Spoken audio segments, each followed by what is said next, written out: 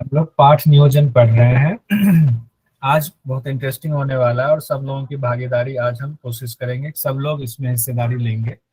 पहले कुछ क्वेश्चंस जो कल के छूट गए थे उसको कंप्लीट कर लेते हैं। कल हम लोगों ने इस क्वेश्चन पर कंप्लीट करा था। इस क्वेश्चंस को आज एक बार फिर लेते हैं और उम्मीद करते हैं आज सबका आंसर सही आएगा। 3 से 4 क्वेश्चंस बचे बचे हुए हैं, उसके बाद फिर हम लोग पाठ नियोजन का आज प्रैक्टिकल देखेंगे और एक एक आदमी बताएंगे कैसे पाठ नियोजन करना है। क्वेश्चन है हमारा, ध्यान की विधि में इनमें से कौन सा सिद्धांत लागू नहीं होता है। ये कौन सा सिद्धांत लागू नहीं होता है ध्यान की विधि को सीखने सिखाने के दौरान। तो इसमें जो गलत है वो आंसर हमारा सही होगा, इसका हम ध्यान रखेंगे। मीना जी का आंसर आया, चेतन जी का आंसर आया, रंजना जी का आंसर आ रहा है, नंदिता जी का आया, स्वप्नल जी का, सिमरन जी का,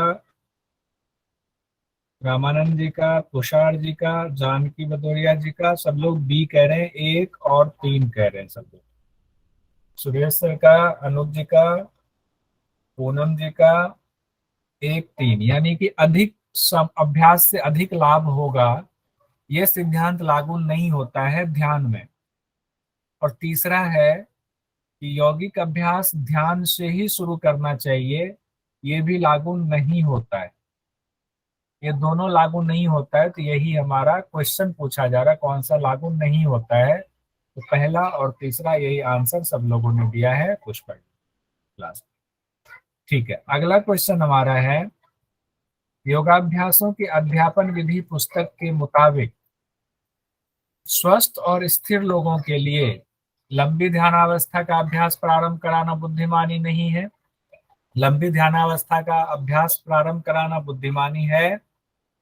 ध्यान का अभ्यास मिताचार से कराया जाए, ध्यान का अभ्यास नहीं कराना चाहिए। अब बताएं कि इसमें कौन सा सही आंसर है। स्क्रीन पर है आपके क्वेश्चन, पढ़ लें उसको, सारे आंसर पढ़ लें और फिर जवाब दें, अच्छे से जवाब दें कि कौन सा आंसर ठीक होगा।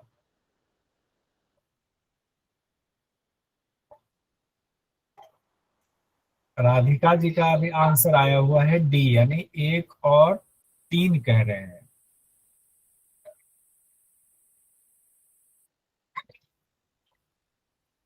स्वप्नली जी का भी आया है, स्वप्निल जी का 1 और 3।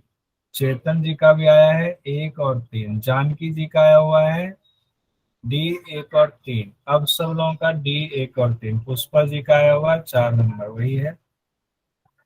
ठीक है, सब लोगों का डी आ रहा है। एक आदमी कोई माइक खोल करके रामानंद जी बताएंगे, तो इसको समझा दीजिए। Hello sir. हाँ बताएं। योगाभ्यासों की अध्यापन विधि पुस्तक के मुताबिक स्वस्थ और स्थिर लोगों के लिए लंबी ध्यान अवस्था का अभ्यास प्रारंभ करना बुद्धिमानी नहीं है। यानी सर, जो योगाभ्यास है वो धीरे धीरे प्रारंभ कर सकता है। यानी एक साथ ही लंबी लंबा अभ्यास किया नहीं जा सकता, क्योंकि उसको अभ्यास नहीं रहता। इसके कारण वो उसे बुद्धिमानी नहीं कहा जाएगा। उसके बाद है तीसरा, तो ध्यान का अभ्यास मिताचार से कराया जाए। यानी जो यम नियम का पालन करते हुए ध्यान और ठीक है, उसका अभ्यास करना चाहिए। ठीक है रावण जी, आपने कोशिश की, आपको बहुत बहुत साधुवाद। दरअसल आंसर ये है इसका, पहला और तीसरा तो आंसर ठीक है, लेकिन इसको समझना भी जरूरी है। योगाभ्यास के अध्यापन विधि पुस्तक में ये बताया गया है, लास्ट में किन्होंने बी किन्होंने किया है, रंजना जी मैंने सर। ने बी आंसर जी करा आपने। सर, मेरा ये कहना है कि लंबी ध्यानावस्था का अभ्यास प्रारंभ कराना बुद्धिमानी, तो प्रारंभ तो करवा सकते हैं ना सर, उसमें आपने क्या आप कल दिक्कत है। क्लास में थी रंजना जी? थी ना मैं सर। हाँ थी, तो उसमें बताया गया था, हमने पढ़ाया था। इस पुस्तक में ये कहा गया है कि जो लोग पहले से स्वस्थ हैं, स्थिर हैं, मतलब वो बैलेंस्ड हैं, उनको लंबी ध्यानावस्था का अभ्यास प्रारंभ कराना बुद्धिमानी नहीं है। यहाँ लिखा हुआ है ना, स्वस्थ और स्थिर लोगों में लंबी ध्यानावस्था का अभ्यास प्रारंभ कराना बुद्धिमानी नहीं है। वो बैलेंस्ड है, तो भी उनमें आप लंबी ध्यानावस्था का अभ्यास शुरुआत में नहीं कराएंगे, प्रारंभ नहीं कराएंगे, बुद्धिमानी ये नहीं है। ठीक है, ओके। ओके। तो ये इस पुस्तक के मुताबिक यही कहा गया है।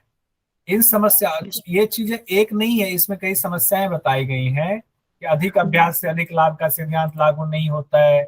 हाँ, जिनके मनोविकार हैं, जो जिनका मानसिक संतुलन खराब है, अगर वो ध्यान का अभ्यास करें तो उनको बहुत लाभ मिलता है, लेकिन सब लोग 20 से 30 मिनट ध्यान नहीं कर सकते हैं।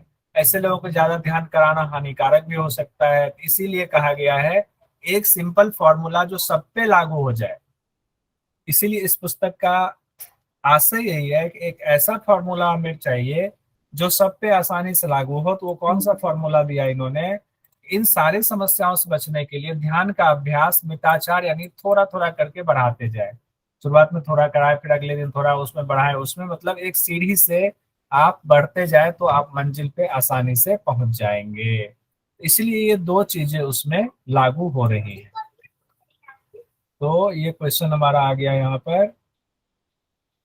हाँ, ये लंबी ध्यानावस्था का अभ्यास प्रारंभ कराना बुद्धिमानी नहीं है, पहला तो ये है। और तीसरा, जो कि सारी समस्याओं को देखते हुए सब पे लागू होता है, कि ध्यान का अभ्यास मिताचार से कराए। सर रामानंद जी, आपने कहा मिताचार का ये तात्पर्य इसमें नहीं है कि यम नियम, यम नियम तो योग में है ही, वो ओवरऑल ही है, उससे तो शुरुआत ही आपका योग का होता है। मितार यानी 4 नहीं, भागों में आधा। हाँ, मिताचार मतलब वो था मिताहार। मिताहार क्यों था? वो आहार से संबंधित था। और यहाँ जो अध्ययन में जो आहार है आपका, कि ये है सूक्ष्म आहार, इसीलिए धीरे यहाँ धीरे।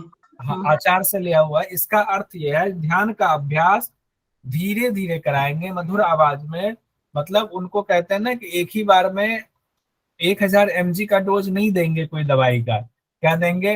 250 mg का देंगे, फिर बढ़ाएंगे थोड़ा 300 mg, फिर 450 mg, 500 mg, क्षमता देखते जाएंगे टीचर उनको, फिर धीरे धीरे करके उनका डोज बढ़ाएंगे। कहने का तात्पर्य यह है कि ध्यान का अभ्यास बहुत स्लोली, बहुत कोमलता के साथ ऐसे धीरे धीरे हम बढ़ाते जाएंगे कि हर आदमी, हर तरीके की परेशानी वाला भी उसको एब्जॉर्ब कर ले और उससे उनको फायदा हो, लाभ हो। इसीलिए पहला और तीसरा होगा। आंसर सब लोगों का ठीक था। अब आएंगे ध्यान सिखाने के लिए इनमें से जरूरी है, कौन सा जरूरी है वो बता दीजिए। मेरे ख्याल से आंसर दीजिए सब लोग। रंजना जी ने सी तीसरा बोला, पूनम जी का तीसरा, संतोष जी तीसरा, संजय जी तीसरा, रागिनी जी तीसरा, मीना जी तीसरा, चेतन जी, सब लोगों का आंसर तीसरा आ रहा है। मतलब कि उपर्युक्त दोनों का ध्यान रखें। जानकी जी, सिमरन जी, स्वप्नली जी, स्वप्निल जी, नंदिता जी, तुषार जी, 1 2, हाँ 1 2 हुआ तो तीसरा वाला ऑप्शन आएगा। तुषार जी तीसरा ऑप्शन भी पढ़िए, इसका मतलब पूरा नहीं पढ़ा। 1 2 तो होगा ही, लेकिन ऑप्शन कौन सा करेक्ट होगा? तीसरा होगा। सर उसमें ना ये उपयुक्त दोनों का ध्यान रखे, लेकिन सर ऐसे बता, ऐसे होना चाहता है कि ए और बी, तो मैं कंफ्यूज हूँ, दोनों का ध्यान किसका ध्यान? उपर्युक्त दोनों। अच्छा सर, ऊपर वाले ऑप्शन है ना दोनों, हाँ, उनका। उपर्युक्त दोनों मतलब ऊपर का दोनों। जी सर। हाँ, उपर्युक्त इसीलिए शब्द दिया है कि नीचे वाले तो कोई मतलब ही नहीं, उपर्युक्त दोनों। ठीक है, तो उसमें इसलिए ये शब्द का इस्तेमाल किया। ठीक है, अब मुझे नहीं लगता कि इसमें कोई कंफ्यूजन है। बहुत अच्छा, सब लोगों का अच्छा रहा। अगला क्वेश्चन हमारा है, ध्यान का अभ्यास सामान्यतः ज्यादा प्रभावशाली और लाभदायक होता है जब सिर्फ ध्यान की कक्षा कराई जाए, जब ध्यान की कक्षा अन्य यौगिक अभ्यास के साथ हो, ध्यान का अभ्यास कक्षा के प्रारंभ में कराया जाए, इनमें से कोई नहीं। तुषार जी ने बोला है दूसरा, संजय जी ने बोला दूसरा, रंजना जी ने दूसरा, जानकी भदौरिया जी ने दूसरा, चेतन जी ने दूसरा, ब्रह्मा जी, राधिका जी, नंदिता जी, पूनम जी, सबने दूसरा। मीना जी, अनूप जी, उमेश जी, स्वप्निल जी, रागिनी जी, सुरेश जी, सबने बोला दूसरा, जब ध्यान की कक्षा अन्य यौगिक अभ्यास के साथ हो। इस पुस्तक में ऐसा ही बताया गया है कि अन्य अभ्यास के साथ ही ध्यान की कक्षा कराई जाए तो वो ज्यादा प्रभावशाली और लाभदायक होता है। पुष्पा जी, बहुत बढ़िया। अब अगला क्वेश्चन हमारा है, योगाभ्यासों की अध्यापन विधि पुस्तक के मुताबिक पाठ योजना कब तैयार करनी चाहिए? ध्यान से पढ़िए और इसका आंसर मुझे लगता है सबका सटीक आना चाहिए। कक्षा से ठीक पहले, कक्षा से कुछ समय पूर्व, कक्षा से कई दिन पहले, कक्षा से 1 महीने पहले। संजय जी ने दूसरा, जानकी जी, रंजना जी, स्वप्निल जी, तुषार जी, ब्रह्मा जी, चेतन जी, राधिका जी, सिमरन जी, पूनम जी, रामानंद जी, रागिनी चौबे जी, सुरेश अखानी जी, नंदिता सेन जी, उमेश जी, अनूप जी, मीना जी, सब लोगों का सही आंसर है कक्षा से कुछ समय पूर्व। ये हमने कहा था, ये शब्द याद कर ले, कक्षा से कुछ समय पूर्व हमें तैयार करना है ताकि हमारे दिलो दिमाग में वो चीजें बनी रहे, हमें याद रहे कि हम जो ये इस्तेमाल कर रहे हैं ये सब, इसका हमें। जानकी भदौरिया जी ने हैंड रेज किया हुआ। जानकी जी बताएं। सर मुझे लगता है कि 3 वाला भी सही है सर। आपको लगता है कि 3 वाला भी सही है, लेकिन आप कौन सी किताब पढ़ रहे हैं? योगाभ्यासों के अध्यापन विधि पुस्तक, ठीक है। उस पुस्तक के मुताबिक कक्षा से कुछ समय पूर्व वाला ही बताया गया है, इसको याद कर लीजिए, ठीक है। हाँ हाँ हाँ ठीक है सर, आपने बताया भी है सर। हाँ, इसमें अपना लॉजिक ना लगाकर इसको याद ही कर सर लीजिए। बस ये पूछ रहा सर। हाँ, इसको याद कर लीजिए, 4 बार 5 बार माइक ऑफ करके इसको बोल लीजिए कि कुछ कक्षा से कुछ समय पूर्व करेंगे। ठीक है सर। तो ये क्वेश्चन क्योंकि कई बार आया हुआ है, अगर आ जाए तो फिर वहां कंफ्यूजन ना रहे, इसलिए। अगला सवाल हमारा है, क्या आपको 30 मिनट या ज्यादा ध्यान कराना उचित है? क्या सबको 30 मिनट या ज्यादा ध्यान कराना उचित है? बहुत बढ़िया, ब्रह्मा जी से लेकर चेतन जी तक, बहुत सुंदर।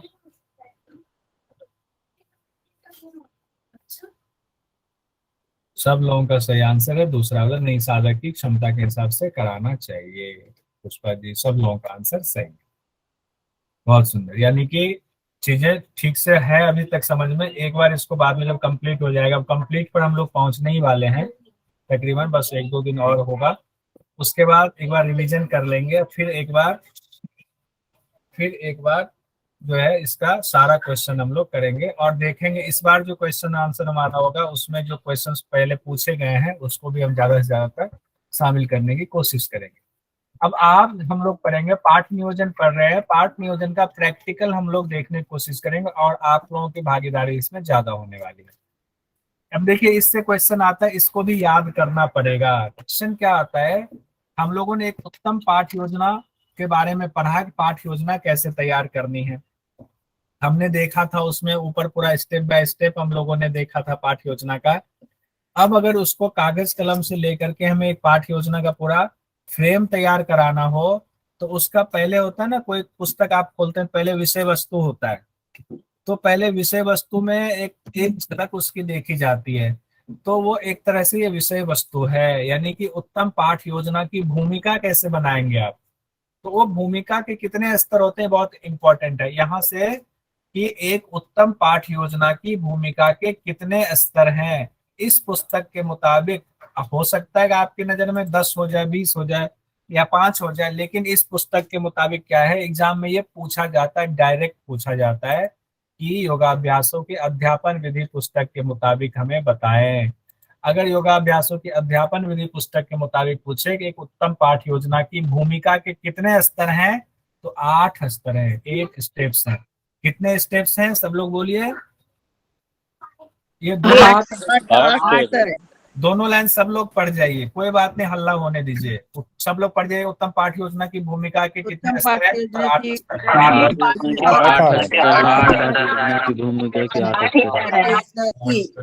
स्तर। अच्छा, अर्थ सब लोग समझ गए ना कि उत्तम पाठ योजना की भूमिका मतलब कोई, आप मान लीजिए कि आप बहुत बड़ा काम करने जा रहे हैं, आज आप जो है 3 घंटे का योगाभ्यास कराने जा रहे हैं, तो जब आप योगाभ्यास कराने के लिए खड़े होंगे तो भूमिका बनाएंगे कुछ, तो वो भूमिका मतलब पाठ योजना की पूरी भूमिका एक पेज में जो बनानी होती है उसके 8 स्तर होते हैं। अब एग्जाम में एक तो ये क्वेश्चन आ सकता है, उत्तम पाठ योजना की भूमिका के कितने स्तर होते हैं, 8, 7, 6, 5 दिया जा सकता है, और 8 ही हमें आंसर टिक करना है, ध्यान रखिएगा। उसके बाद दूसरा क्वेश्चन आपसे ऐसे पूछा जा सकता है, उत्तम पाठ योजना योगाभ्यासों के अध्यापन विधि पुस्तक के मुताबिक उत्तम पाठ योजना की भूमिका का 5वां स्तर कौन सा है या 5वां स्टेप कौन सा है, ठीक है, ऐसे पूछा जा सकता है। 8वां स्टेप अभी हम लोग याद करेंगे, अभी के अभी याद करेंगे, ठीक है, सब लोग याद करेंगे। उसके बाद देखिए आज की कक्षा और इंटरेस्टिंग होगी, थोड़ा सा ये याद करना होगा। तो पहले मैं एक बार पढ़ देता हूँ। पहला जो हम पाठ योजना बनाएंगे उसका जो हम भूमिका जो उसकी बनाएंगे उसमें क्या करेंगे, अध्यापक का हम नाम लिखेंगे। पहले तो पाठ क्रमांक और दिनांक को नहीं जोड़ा गया है उस 8 स्टेप्स में। पाठ क्रमांक और दिनांकों पर, पाठ क्रमांक से तात्पर्य यह है कि आज आपकी कौन सी क्लास है, पहली क्लास है, दूसरी क्लास है, तीसरी क्लास है। अगर पहली क्लास है तो पाठ क्रमांक हम 1 लिखेंगे, आज हमारी पहली क्लास है। दिनांक हम लिख देंगे, सपोज कीजिए आज 13 तारीख है, 13/9/2022 लिख देंगे। अध्यापक का नाम हमने लिख दिया कि आज जानकी जी हैं, अध्यापक कौन है, जानकी जी है, जानकी भदौरिया जी।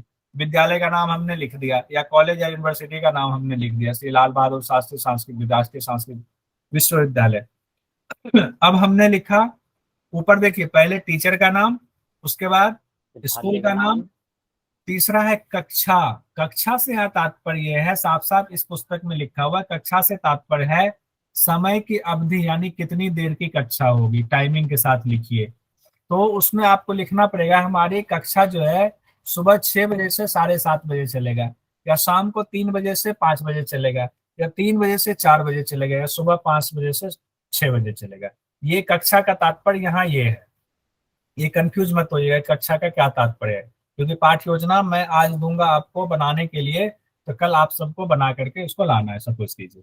अब पूर्व में, उसके बाद तीसरे नंबर पर क्या है, पहला नंबर है अध्यापक का नाम, दूसरा नंबर है विद्यालय का नाम, तीसरा नंबर है कक्षा यानी कि टाइमिंग क्या होगी हमारी, चौथे नंबर पे है पूर्व में प्रस्तुत अभ्यास। क्योंकि अगर आपका पाठ क्रमांक मान लीजिए कि आज आपकी पहली क्लास है तो इसको खाली छोड़ेंगे पूर्व का अभ्यास, क्योंकि पूर्व में तो पहली क्लास है तो पूर्व में कोई अभ्यास कराया नहीं, तब उस स्थिति में इसको खाली छोड़ेंगे। लेकिन अगर पाठ क्रमांक आपका आज मान लीजिए कि दूसरी क्लास है तो पहली क्लास में आपने क्या पढ़ाया, पूर्व में प्रस्तुत अभ्यास उसमें लिखना पड़ेगा, कल की कक्षा में हमने क्या लिया था वो यहाँ होगा।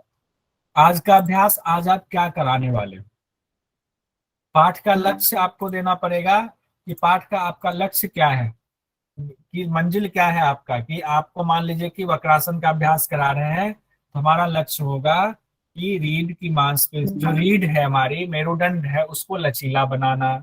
और साथ साथ क्या लक्ष्य हो सकता है, बच्चों को बताना ये जो है मधुमेह की बीमारी में वक्रासन का अभ्यास लाभदायक होता है, वो उस पर कैसे जो है मधुमेह के लिए, डायबिटीज के लिए ये फायदेमंद होगा, डायबिटीज धीरे धीरे खत्म होगा। तो लक्ष्य 2 हो गए, रीढ़ की हड्डी को लचीला बनाया और डायबिटीज को खत्म करने के लिए अभ्यास करना है।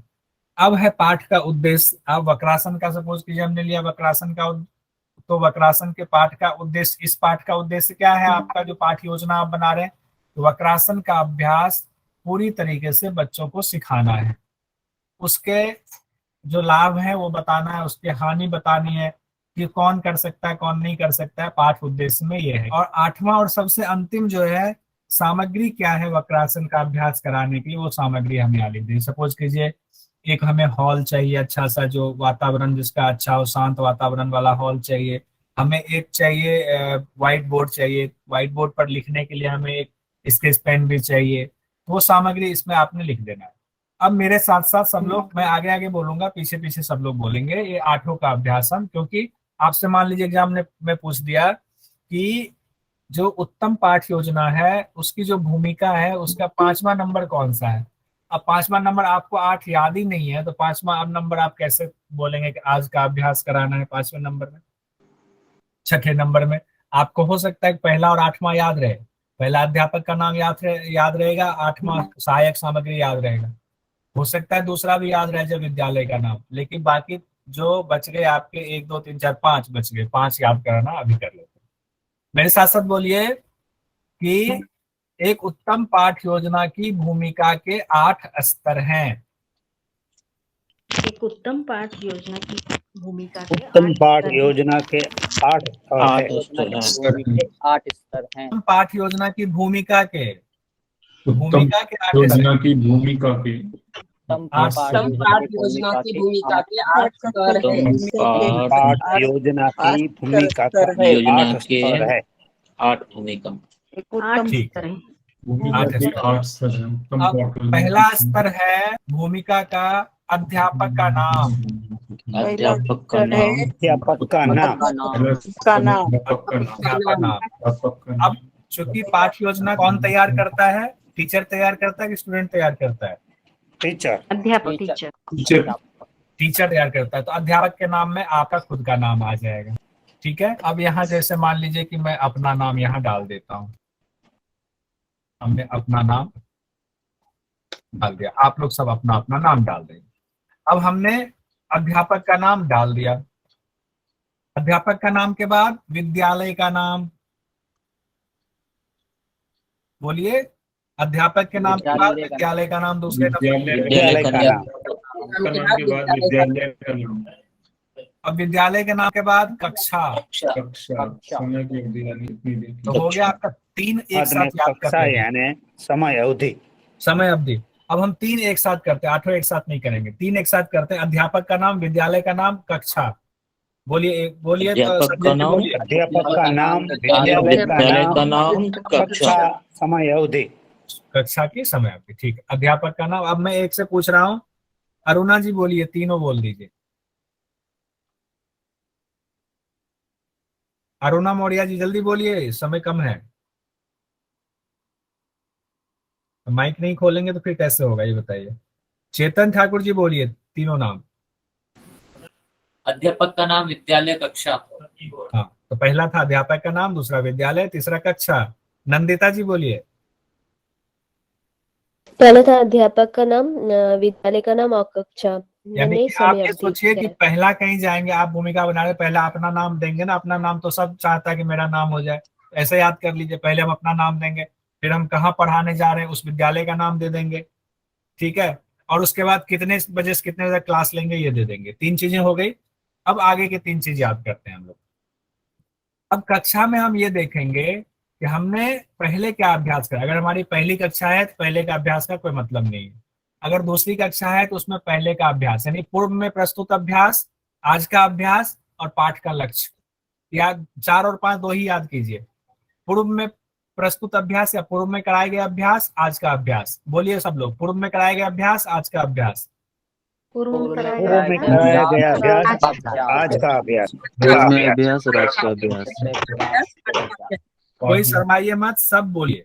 ये मत सोचिए कि बच्चों की तरह हम लोग कर रहे हैं। कोई बात नहीं, हम जो बोलेंगे हमने ये इसमें पढ़ा हुआ है। जितनी इंद्रियां हमारी भाग लेंगी, मुंह से बोलेंगे, कान से सुन रहे हैं, उतना ज्यादा हमें याद रहेगा। पूर्व में कराया गया अभ्यास और आज का अभ्यास। प्रस्तुत अभ्यास, पूर्व में कराया गया अभ्यास और आज का अभ्यास। आज का अभ्यास। ठीक है। हम 5 तक पहुंच गए। अब नीचे बचा 3। तो नीचे 3 में से 2, 6 और 7 एक जैसा लग रहा है। पाठ का लक्ष्य, पाठ का उद्देश्य। तो बोलिए, पाठ का लक्ष्य, पाठ का उद्देश्य। पाठ का लक्ष्य, पाठ का लक्ष्य, पाठ का उद्देश्य। जानकी भदौरिया जी आप नहीं बोल रही हैं, उमेश जी नहीं बोल रहे हैं। पाठ का लक्ष्य, पाठ का भागीदारी दीजिए। और सबसे लास्ट वाला हम ऐसे याद रखेंगे कि सहायक सामग्री हमारी क्या है। सहायक सामग्री सबसे लास्ट वाली। अब मैं सहायक सामग्री लास्ट। हाँ, अब मैं इसको हटा रहा हूँ और मैं एक बार जानना चाहता हूँ, देखते हैं इसमें फिर वही आएगा कि किनको याद है पूरा 1 से लेकर 8 तक। अब मुझे जानकी जी पूरा बता दीजिए 1 से लेकर 8 तक क्या था। कोशिश कीजिए, कोई बात नहीं, जितना याद होगा। अध्यापक का नाम, विद्यालय का नाम, कक्षा, पूर्व में पुस्तक अभ्यास, आज का अभ्यास, पाठ्य का लक्ष्य, पाठ्य का उद्देश्य, सहायक सामग्री। अरे वाह, बहुत सुंदर। उमेश जी बता दीजिएगा। पहला है अध्यापक का नाम, विद्यालय का नाम, कक्षा कितने देर की है, एक कक्षा, और पूर्व में प्रस्तुत अभ्यास, आज का अभ्यास, पाठ का लक्ष्य, पाठ का उद्देश्य, सहायक सामग्री। बहुत सुंदर। तुषार जी बताइए। ये सर, पहला है अध्यापक का नाम, दूसरा विद्यालय का नाम, तीसरा कक्षा, फिर चौथे में पूर्व का अभ्यास, फिर पांचवे में है आज का अभ्यास, छठे में है हमारा सर वो लक्ष्य है सर, शायद पाठ का लक्ष्य। बिल्कुल बिल्कुल सही, पाठ का लक्ष्य, पाठ का लक्ष्य, और फिर उद्देश्य समाप्त, फिर 8वां है सहायक सामग्री। सहायक सामग्री। अध्यापक का नाम, विद्यालय का नाम, कक्षा का समय, पूर्व का अभ्यास, आज का अभ्यास, पाठ का उद्देश्य, पाठ का लक्ष्य और उल्टा हो सहायक गया ना, सामग्री। पहले पाठ का लक्ष्य फिर पाठ का उद्देश्य। जी, पाठ का लक्ष्य, पाठ का उद्देश्य और सहायक सामग्री। ठीक है, संजय जी। जी सर। सबसे पहले अध्यापक का नाम यानी हमारा नाम यहाँ पे आ जाएगा। उसके बाद विद्यालय का नाम, जिस भी स्कूल में हम पढ़ाने जा रहे हैं, फिर कक्षा की अवधि, उसके बाद जो हमने लास्ट टाइम जो भी हमने पाठ पढ़ाया था उसका आ जाएगा, फिर आज का अभ्यास आ जाएगा, फिर पाठ का लक्ष्य, पाठ का उद्देश्य और लास्ट में सहायक सामग्री। पुष्पा जी बताएं।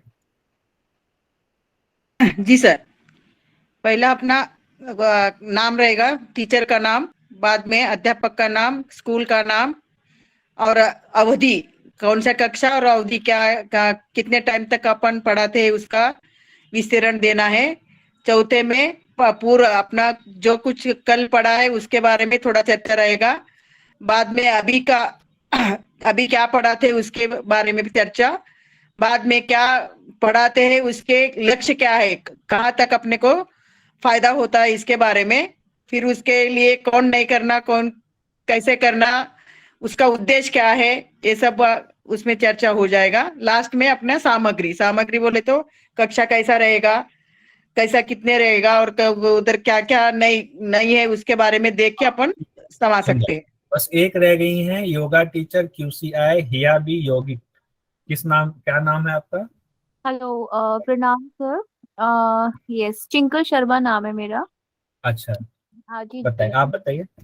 ओके, तो फर्स्ट हमारा होता है अध्यापक का नाम, सेकंड है हमारा विद्यालय का नाम, थर्ड है हमारा कक्षा की अवधि, जो टाइमिंग्स होते हैं, फोर्थ है हमारा पूर्व में जो अभ्यास किया गया, जो पहले जो हमने अभ्यास किया वो, फिर फिफ्थ है आज जो हम अभ्यास करेंगे, आज का अभ्यास, और सिक्स्थ है हमारा जो हम पाठ का जो हमारा लक्ष्य क्या, जैसे कि आपने बताया था फॉर एग्जाम्पल वक्रासन है, और पाठ का उद्देश्य, हानि और लाभ वो सब बताएंगे। एंड एट है सहायक सामग्री, मतलब आपने क्या प्रॉप्स यूज करे हैं और किस तरीके से हेलो आपने। सर। जी सुनील सर बताएं। लक्ष्य और उद्देश्य वो दोनों थोड़ा डिफरेंस समझा लक्ष्य दीजिए। और उद्देश्य में अंतर बहुत थोड़ा सा है। अंतर ये है कि हम कोई लक्ष्य मतलब कोई मंजिल पर जा रहे हैं, जैसे हम हरिद्वार जा रहे हैं तो हरिद्वार लक्ष्य हो गया, और हरिद्वार क्यों जा रहे हैं, उद्देश्य क्या है जाने का, वो उद्देश्य हो गया। क्लियर है? जैसे आप अहमदाबाद से हरिद्वार जाना है आपको, तो हरिद्वार आपका लक्ष्य हो गया, और हरिद्वार क्यों जा रहे हैं वो उद्देश्य हो गया। अब देखिए, अब हम वक्रासन को लेकर के एक पाठ योजना तैयार कर रहे हैं, और इसमें आप लोग मेरी मदद करेंगे, ठीक है, और सब लोग भागीदारी लेंगे। बाद में मैं एक एक करके पूछूंगा भी। यहाँ मान लीजिए मैं अपना नाम दे रहा हूँ, ठीक है। अब ये पाठ योजना हम इस तरह से, पहले जो प्रस्तावना है या भूमिका है वो हमने तैयार कर लिया कि आज हमारा पाठ का क्रमांक तीसरा है, दिनांक आज हो गया, अध्यापक का नाम हमने अपना लिख लिया, आप लोग अपना अपना लिख लेंगे, विद्यालय का नाम हमने लिख दिया, कक्षा हमने 6 से 7:30 लिख दिया, पूर्व का अभ्यास हमने लिख दिया, हमने पश्चिमोत्तानासन कराया, उष्ट्रासन कराया, चक्रासन कराया, पवन मुक्तासन कराया, और आज का अभ्यास हम वक्रासन कराने जा रहे हैं। और लक्ष्य हमने दे दिया कि मेरुदंड में हमें लचीलापन लाना है, ये लक्ष्य है हमारा। अब उद्देश्य हमारा उसमें लेकर आ गए कि हमें वक्रासन के अभ्यास में पूर्णता लाना है। सहायक सामग्री में जैसे कि हम लोग कोलाहल से रहित एक hall, yoga mats, white board और हमने स्केच पेन ले लिया। इतनी चीजें हम लोगों ने देख लिया। अब हम आते हैं जो हमने पढ़ा हुआ है पाठ योजना का पूरा प्रैक्टिकल, उस पर आते हैं, वो आप लोग अब बताएंगे। मैंने आधा अधूरा लिख के रखा हुआ है। तो सबसे पहले क्या करेंगे, आज हमें वक्रासन का अभ्यास कराना है, हमारी तीसरी कक्षा है, कल के अभ्यास का हमने बता दिया ऊपर क्या क्या हमने कराया। तो सबसे शुरुआत में क्या करेंगे, बैठने की व्यवस्था कराएंगे। यहाँ करेक्ट है, कोई गलती तो नहीं है, बताइए आप लोग। करेक्ट। ठीक है, आपने कहा करेक्ट है। दूसरा है छात्रों को पंक्तिबद्ध तरीके से बिठा देंगे। अगर मान लीजिए ज्यादा छात्र हैं तो पंक्तिबद्ध, और कम छात्र हैं तो अर्धचंद्राकार में बिठाएंगे, या अलग अलग हो सकता है बिठाने का तरीका जगह के हिसाब से। यहाँ तक ठीक है? राइट जी सर। सब लोग बोलिए। आप सोचे कि मैं स्टूडेंट यस हूँ, सर, सही है। Okay sir, okay. मुझे छोड़कर आप सारे लोग टीचर हैं, बस मैं पूछ रहा हूँ क्या मैं सही हूँ, क्या मैं सही हूँ, मैं रास्ता पूछ रहा हूँ, रास्ता बता रहे हैं। पाठ का आरंभ अब प्रार्थना से हमें करना चाहिए मेरे हिसाब से। मैं स्टूडेंट हूँ, मैं आपसे पूछ रहा हूँ क्या सर अब पाठ का आरंभ जो हम करेंगे प्रार्थना से करेंगे? हाँ सर, ऐसे इसी तरह के सब लोग मैसेज में भी लिख सकते हैं राइट या सही।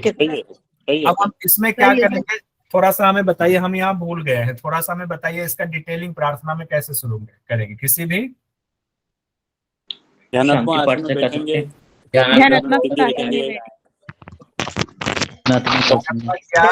आसन में बैठना है, कमर गर्दन सीधी, ध्यानात्मक या धारणात्मक आसन में बैठेंगे। ओके, ठीक है, आप लोगों ने ही कहा, मैंने लिख दिया। उसके बाद कोई छोटी प्रार्थना या प्रार्थना जैसा भाव। देखिए दो चीजें इसमें दी गई है, या तो अब छोटी सी कोई प्रार्थना गा लेंगे या प्रार्थना वाले भाव बना लेंगे। जैसे भाव बनाने में शुरुआत में कहते हैं ना, कमर गर्दन सीधी करे, श्वास ले, श्वास छोड़े, अपने इष्ट देव को नमन करें। जरूरी नहीं कि प्रार्थना का हम गाएं ही गाएं, लेकिन प्रार्थना का मनोभाव बनाना। अब इसमें दो चीजें, या तो प्रार्थना गाएंगे या प्रार्थना का मनोभाव बनाएंगे। सही है? क्या मैं सही हूँ? Yes sir. ठीक है। अब अगला हमारा स्टेप होगा, हम पाठ योजना पर अब डिटेलिंग में जा रहे हैं। बहुत अच्छा, जानकी जी ने कहा यस। अब अभ्यास का मैं मौखिक परिचय दूंगा। अब हमने सबको बिठा दिया, हमने सबको प्रार्थना करा के सबकी आंखें भी खुलवा दी। अब जो मैं अभ्यास कराने जा रहा हूँ उसका मौखिक परिचय दूंगा। उस अभ्यास का मैं वक्रासन के बारे में बताऊंगा। अब वक्रासन के बारे में बताइए कि मैं क्या लिखूं।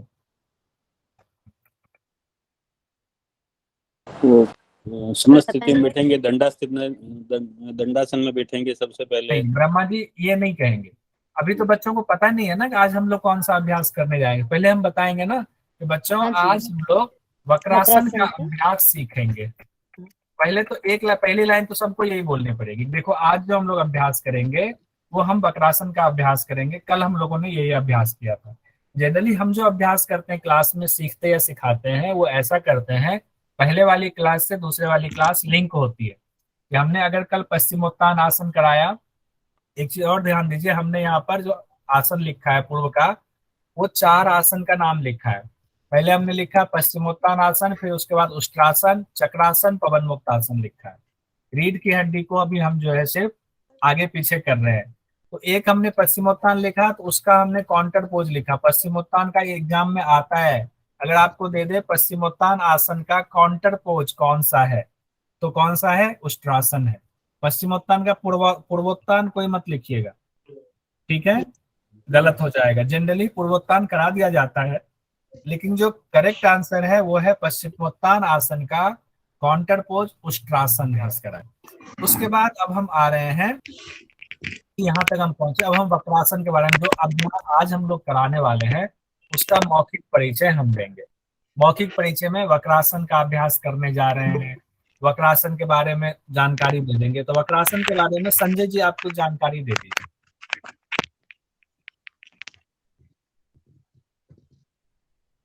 सर थोड़ा सा इसके बारे में, वक्रासन के बारे में बताएंगे, जैसे कि बताइए, आप डायरेक्ट बताइए, आप डायरेक्ट बताइए वक्रासन के बारे में। जैसे सर ये रीढ़ की हड्डी को लचीला बनाता है। पहले तो वक्रासन का सर कुछ मीनिंग बता देंगे कि वक्रासन क्या है, सर थोड़ा सा हम मीनिंग बता देंगे वक्रासन का। फिर ये जैसे कि ये रीढ़ की हड्डी को लचीला बनाता है, उस थोड़े से लाभ जो ऊपर आपने बताया डायबिटीज को कंट्रोल करता है, इस तरह से कुछ हम उसके लाभ बता देंगे। कुछ उसकी सावधानियां क्या रखनी चाहिए, कुछ हानियां, ये मौखिक हम इस तरह से थोड़ा ऐसा परिचय देंगे। हम इसका अभी इंट्रो दे रहे हैं। बहुत अच्छा आपने बताया। इसमें इंट्रो में अगर मान लीजिए कि हमें अगर पता है कि वक्रासन का अभ्यास किस पुस्तक में है, तो हम ये भी इसमें बता सकते हैं। अगर किसी हठयोग के ग्रंथ में है या किसी उपनिषद में इसकी चर्चा है या कोई और अभ्यास वक्रासन के अलावा भी, हम उसको बता सकते हैं। दूसरा हम ये भी बता सकते हैं इसमें कि जो अर्ध मत्स्येंद्र आसन है उसको हम बाद में करेंगे, लेकिन उसके लिए ये सहायक है। तो इसी में जो आपने बताया उसी को मैं एक दो चीजें और ऐड कर रहा हूँ। आपने जो कहा बिल्कुल सही कहा। मीना जी कुछ ऐड करना चाहेंगे आप? हाँ जी, मैं ये कहना चाहती थी कि वक्रासन जो है इसमें अपना जो डायफ्राम और स्टमक, मेनली स्टमक का एरिया जो है, जैसे हम कपड़ा निचोड़ते हैं, कोई बड़ी साड़ी होगी उसको जब हम धो के निचोड़ते हैं, ऐसे पूरा कपड़े निचोड़ने के लिए उसको कैसे टर्न करते हैं, वैसे अपना पूरा पेट का जो भाग है वो वक्र हो जाएगा, मतलब ट्विस्ट, क्या बोलते हैं उसको, निचोड़ा जाएगा। वो आप क्रियाविधि बता रही, वो क्रियाविधि में आएगा जब शिक्षक प्रदर्शन करेगा, प्रदर्शन करके दोबारा वो बताएंगे तब आएगा। ओके सर क्या क्वेश्चन पूछे थे? कहने को कह सकते हैं, लेकिन चूंकि अभी अचानक से कहेंगे तो बच्चों को नहीं पता होगा। वक्रासन उन्होंने कभी नहीं किया हुआ है तो उनको पता नहीं चलेगा। क्वेश्चन ये था पूनम जी, हम वक्रासन का अभ्यास कराने जा रहे हैं और हमें उसका मौखिक परिचय देना, जैसा कि हम लोगों ने पाठ योजना में पढ़ा हुआ है। पहले कोई अभ्यास का मौखिक हम उसको इंट्रो देंगे, इंट्रो की बात हो रही थी। अब हम इंट्रो से आगे बढ़ते हैं। हम लोगों ने पाठ योजना में पढ़ा था इंट्रो देने के बाद टीचर के द्वारा ही अगर हम प्रदर्शन करें, टीचर ही अगर उसको करके बताए अभ्यास को स्टेप बाय स्टेप, तो छात्रों पर सबसे अच्छा असर पड़ता है। ये भी एग्जाम में आता है। अब टीचर के द्वारा वक्रासन का अभ्यास हम देखते हैं कैसे दिया जाएगा। अब इस पुस्तक में है और ऐसे ही जनरली कराया भी जाता, बहुत अच्छे से बताया गया है।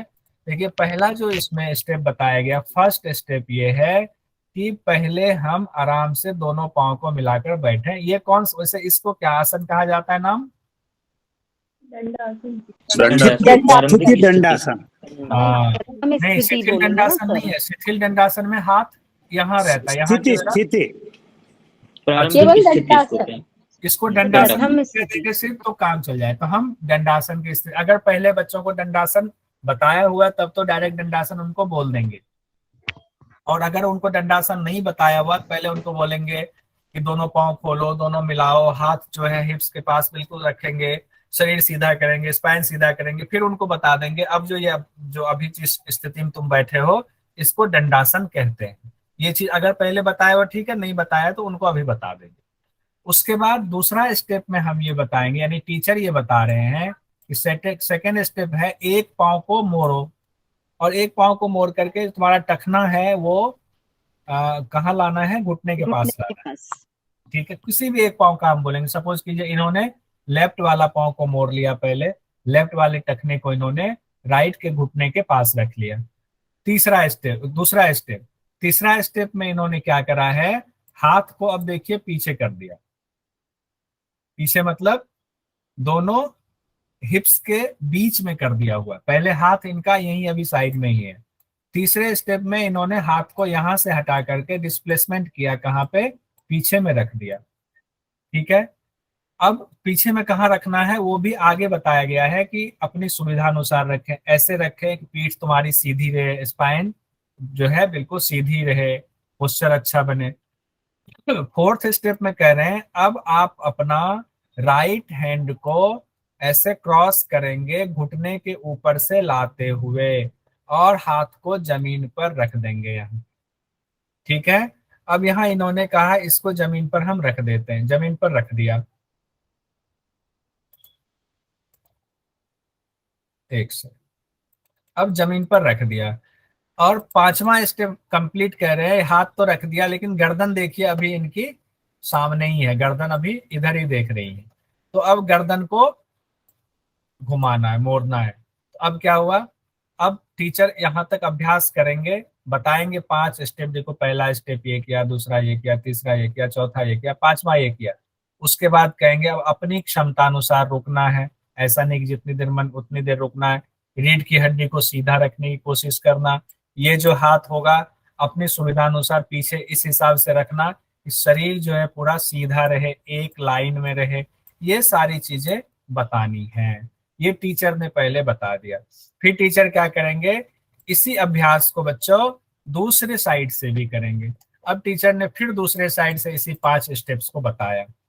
ठीक है, यहाँ पर उसी तरीके से जैसे कि इसमें लिखा भी हुआ है उसी तरीके से बताया हुआ है। और कुछ सावधानियों के बारे में भी चर्चा जैसे कि कर दिया हुआ है कि घुटनों के पास पादतल रखें, यानी कि टखनों को घुटने के पास ही रखें।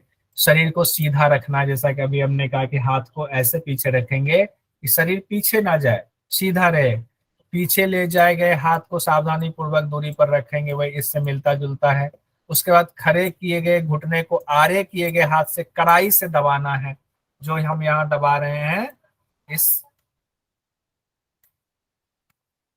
यहाँ पर जो दबा रहे इससे बांह से, इसके ट्राइसेप्स से जो दब रहा है घुटने के पीछे का हिस्सा जंघा के ऊपर का, वो कड़ाई से दबाना है। और उसके बाद पूरा शरीर पीछे निचोड़ना है गर्दन पीछे रखते हुए। तो ये सारी चीजें हम बता रहे हैं। तो ये पूरा निर्देश हमने कर भी दिया और उसका निर्देश भी कर दिया। अब आते हैं हम लोग यहाँ पर स्टेप बाय स्टेप कैसे करना है, ये हमने टीचर ने दिखा दिया, आपने दिखा दिया। अब अगला अभ्यास क्या करेंगे इसके बाद? अब क्या करेंगे? कौन नहीं करना चाहिए उसके बारे में बोलना चाहिए। वो सब हमने बता दिया, मान लीजिए वो स्टेप बाय स्टेप में सारे निर्देश दे दिए। उसका लक्ष्य बताएंगे। लक्ष्य बताना है, फायदे। और इसके बाद अभ्यास का विश्लेषण था उसमें जो आपने बताया था।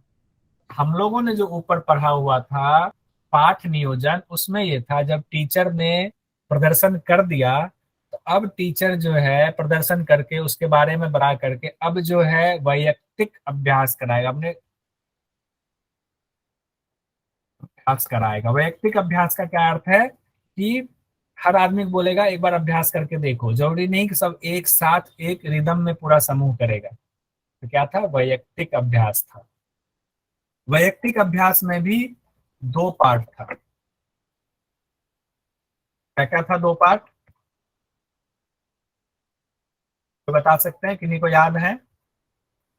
कोशिश कीजिए, कोई बात नहीं, नहीं होगा तो कोई नहीं, अभी तुम लोग सीख ही रहे हैं।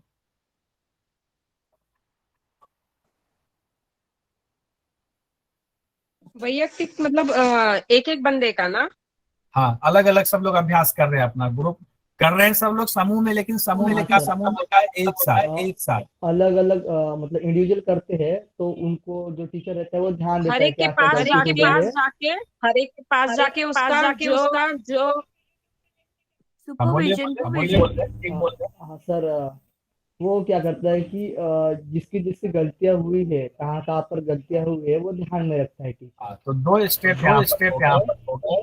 पहला स्टेप हुआ कि हर व्यक्ति अभ्यास कर रहा है अलग अलग,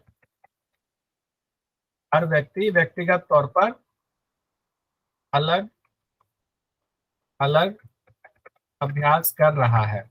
और अलग अलग अभ्यास जो कर रहा है तो टीचर जो है देख रहे हैं सबको। ओके।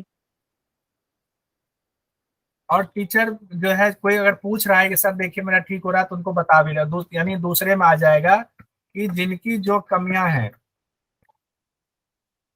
उस पर शिक्षक की नजर है और कमियां बता रहे हैं।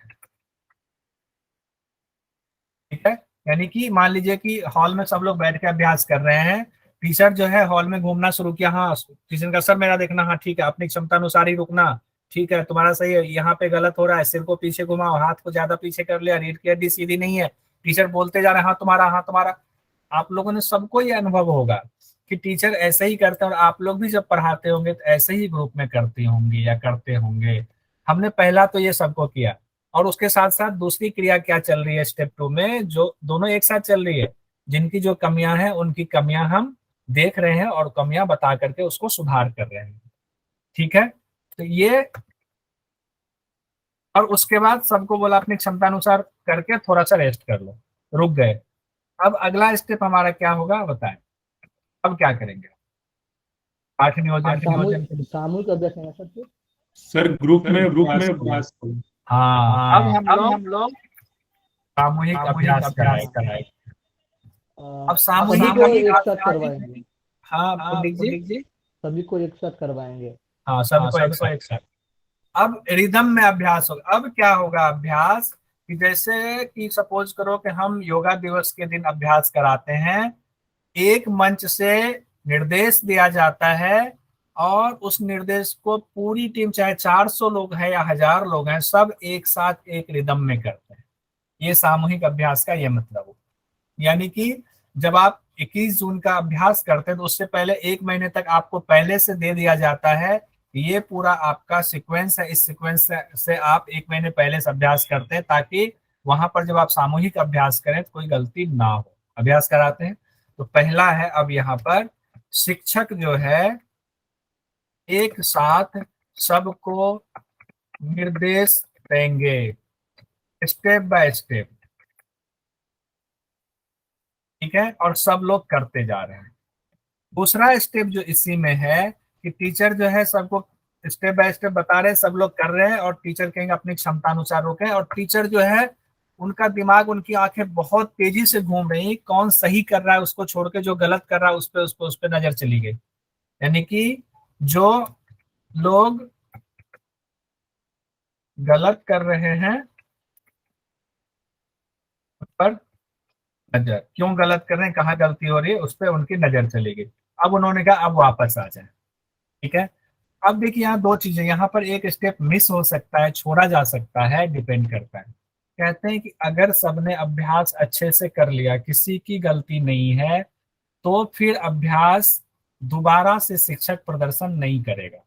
लेकिन अगर अभ्यास लोगों की कमियां रह गई हैं, टीचर को लग रहा है कि नहीं ठीक से समझ नहीं आया, हम लोगों ने पाठ नियोजन में पढ़ा था टीचर भी 2 बार प्रदर्शन करते हैं, पढ़ा था हम लोगों ने 2 बार प्रदर्शन टीचर का, 2 बार सामूहिक अभ्यास प्रदर्शन टीचर का, 2 बार सामूहिक अभ्यास पढ़ा था। हाँ सर। हाँ, तो अगर, लेकिन उसमें अगर अभ्यास ठीक से नहीं हुआ तो शिक्षक जो है फिर से प्रदर्शन करेंगे, यानी कि शिक्षक फिर से डेमो देंगे, फिर से कमियां बताएंगे, जो कमियां यहाँ रह गई हुई हैं उस कमी को कहेंगे देखो तुम लोगों से यहाँ ये कमी हो रही थी, ये इसलिए हो रही थी, तुम लोग यहाँ पर इस स्टेप में गलती कर रहे थे, देखो इसको ऐसे करना, मैं एक बार फिर से करके दिखा रहा हूँ, इस बार गलती मत करना। साथ ही इसमें जो है हिदायत या निर्देश होता है कि आगे ये गलती ना हो, गलती ना हो, ये निर्देश भी होता है, ये आग्रह भी होता है। इससे क्या होगा टीचर के बाद सब लोगों ने पढ़ा हुआ, बताइए। फिर से वापस करवाएंगे उनको सर? हाँ कराएंगे ना अभ्यास, सामूहिक अभ्यास है तो फिर से सामूहिक अभ्यास कराएंगे, और उसके बाद क्या करेंगे, फिर से सामूहिक अभ्यास करा दिया तो हो गया। अब इतना समय नहीं, क्योंकि समय भी आपका फिक्स है। अब क्या करेंगे हम लोग, शिथिलात्मक शिथिलीकरण का अभ्यास कराएंगे, ठीक है। और शिथिलीकरण का अभ्यास हमने करा दिया, शवासन, मकरासन या थोड़ा सा योग निद्रा करा दिया, उसके बाद प्रश्नोत्तरी और सारांश बताएगा। अब कल का जो हमारा अभ्यास होगा, कल के लिए सब लोग पढ़ के आएंगे। तो अभ्यास पहला हो गया सूर्य भेदन,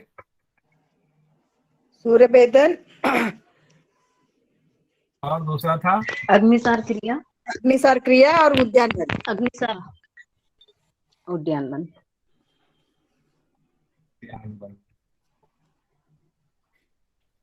इन अभ्यास होमवर्क के लिए